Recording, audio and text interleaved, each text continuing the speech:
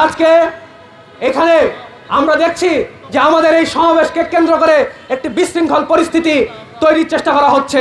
আমাদেরকে গতকাল থেকে গোয়েন্দা সংস্থা থেকে বারবার করে ফোন দিয়ে বলা হয়েছে আমরা যেন এই কর্মসূচি পালন সংক্ষেপ করি, পালন না করি।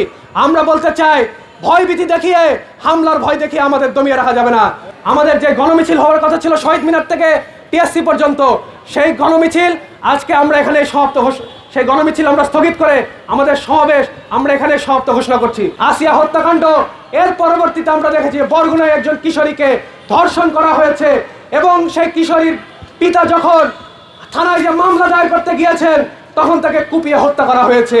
সংগ্রামী বন্ধুগণ, আমরা যখন ব্যর্থ স্বরাষ্ট্র উপদেষ্টার অপসারণ দাবি করছি তখন একটি স্বার্থান্বেষী মহল আমাদেরকে নানাভাবে ট্যাগ দেওয়ার চেষ্টা করছে।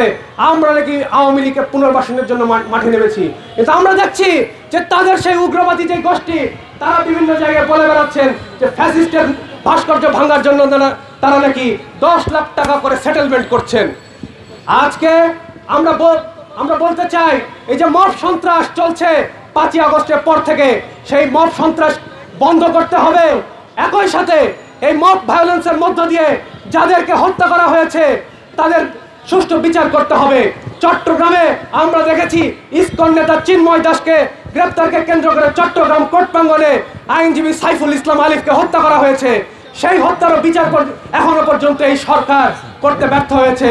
জুলাই আগস্ট অভ্যুত্থানের পরে জনগণের চাওয়া অনুযায়ী এই অন্তর্বর্তীকালীন সরকার ক্ষমতায় এসেছে, কিন্তু ক্ষমতায় আসার পরেও তাদের যে অগ্রাধিকার হওয়ার কথা ছিল এই জুলাই আগস্ট হত্যাকাণ্ডের বিচার করা, আহত ব্যক্তিদের সুচিকিৎসার ব্যবস্থা করা এবং শহীদ পরিবারের যথাযথ পুনর্বাসন করা, সেই কোনো কার্যক্রমই কিন্তু আমরা এই অন্তর্বর্তীকালীন সরকার থেকে পাই নাই। আমরা দেখছি অন্তর্বর্তীকালীন সরকার ব্যস্ত রয়েছে গণপরিষদ নির্বাচন তারা দেবেন কিনা, তারা ব্যস্ত রয়েছেন, তারা সেই নতুন রাজনৈতিক দল গঠনে তারা ব্যস্ত রয়েছেন।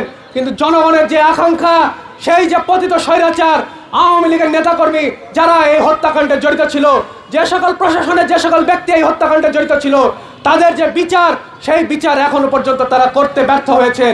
আমরা অবিলম্বে এই সমাবেশ থেকে সেই হত্যাকাণ্ড, জুলাই আগস্ট হত্যাকাণ্ডের বিচার তা অবিলম্বে শুরু করবার জন্য এই সরকারের প্রতি আহ্বান জানাচ্ছি। আমরা আগামী দিনে আমাদের যে দাবি দেওয়া, সেই দাবি দেওয়া যদি মেনে নেওয়া না হয়, আগামী দিনে আমরা দুর্বার গণ আন্দোলন গড়ে তুলব।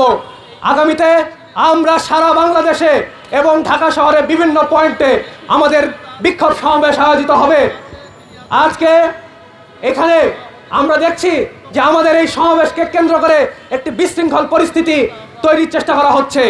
আমাদেরকে গতকাল থেকে গোয়েন্দা সংস্থা থেকে বারবার করে ফোন দিয়ে বলা হয়েছে আমরা যেন এই কর্মসূচি পালন সংক্ষেপ করি, পালন না করি।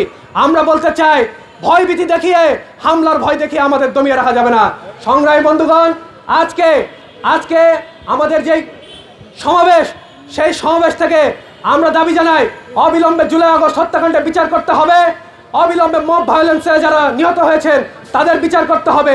আওয়ামী লীগ আমল থেকে এই অন্তর্বর্তীকালীন সরকার আমলে যে হত্যা খুন ধর্ষণের ঘটনা ঘটেছে তার যথাযথ বিচার করতে হবে।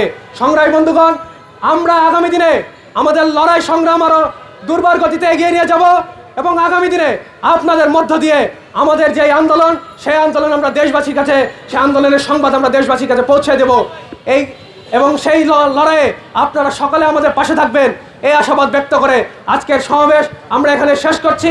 এবং আমাদের দেশের সার্বিক পরিস্থিতি বিবেচনায় আমাদের যে গণমিছিল হওয়ার কথা ছিল শহীদ মিনার থেকে টিএসসি পর্যন্ত, সেই গণমিছিল আজকে আমরা এখানে সেই গণমিছিল আমরা স্থগিত করে আমাদের সমাবেশ আমরা এখানে সমাপ্ত ঘোষণা করছি। সকলকে ধন্যবাদ।